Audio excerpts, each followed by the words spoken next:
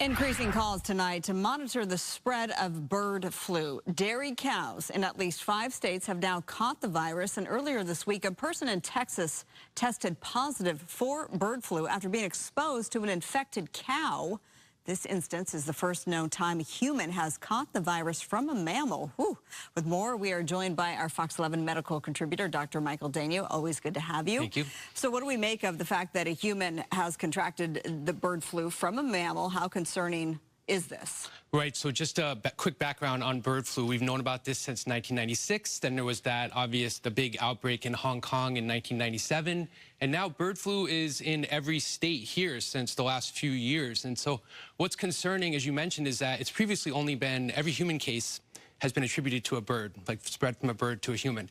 And just to reassure everybody, there's no human-to-human spread of bird flu yet. But my concern when I start seeing a species jump like this from birds to mammals is that the virus is replicating, making it easier to make that species jump. And bird flu is 50%, the 50% mortality rate of the 900 people that have died in the last, have had bird flu in the last 20 years, 50% have died. So to put that into context, COVID only kills less than 0.1%. But the good news is the government has been aware of bird flu for a number of years. They purchased vaccines for H5N1 from GlaxoSmithKline. So we have a stockpile in case things do get out of hand, but certainly something to keep a very close eye on. Okay, well, it makes me feel better when you say human-to-human spread has not happened. Right. Good. Okay, moving on to our topic number 2, and that is the FDA warning consumers against using some topical pain creams. Now, you've actually seen this in your ER room, and this is after you get some sort of a cosmetic procedure or even a tattoo, and the FDA warning against the list of these topical pain relief products that you see on your screen. Right, so this is very concerning, as you mentioned, and what the issue is, if you apply too much topical lidocaine, whether it's any kind of medication, specifically with the lidocaine, if you use something that's more than 4% strength, which a lot of these are, what can happen is you get toxicity. So you start to feel numbness around the lips, you might get dizzy. Worst case scenario, we've seen people in the ER that get severely agitated. They go into some kind of heart arrhythmia, they have a seizure. So what I recommend people, even if you're using lidocaine given to you by your doctor, something available over the counter, make sure it's not more than 4%. Don't apply it to a large area. Keep it very limited. And, the other issue is when a lot of people, when you go to get a tattoo, they put lidocaine and they cover it with a sheet, like a very tight plastic sheet. That can increase the moist, warm area and increase the absorption of lidocaine in your system. So you don't want to do that.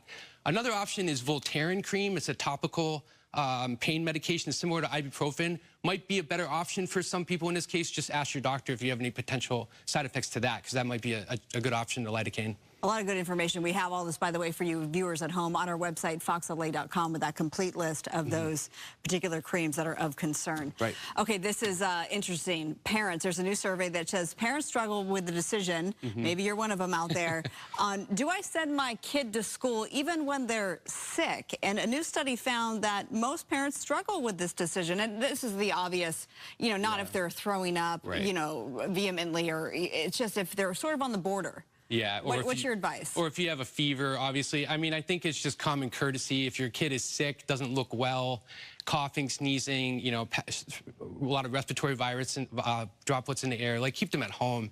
What was interesting about this study is that 1 in 5 parents nowadays say that they consider keeping their kids home for a mental health day. And I think that's a huge difference. I mean, from generation to generation, that we didn't have that. Right. We didn't have that growing up. Yeah. So a lot of times, when kids say they don't feel well and they have some kind of physical symptom, it may just be stress or anxiety from whatever's going on at school. Obviously, bullying is on the rise and things like that, too. So I think parents are being a little bit more cautious of thinking about keeping them home.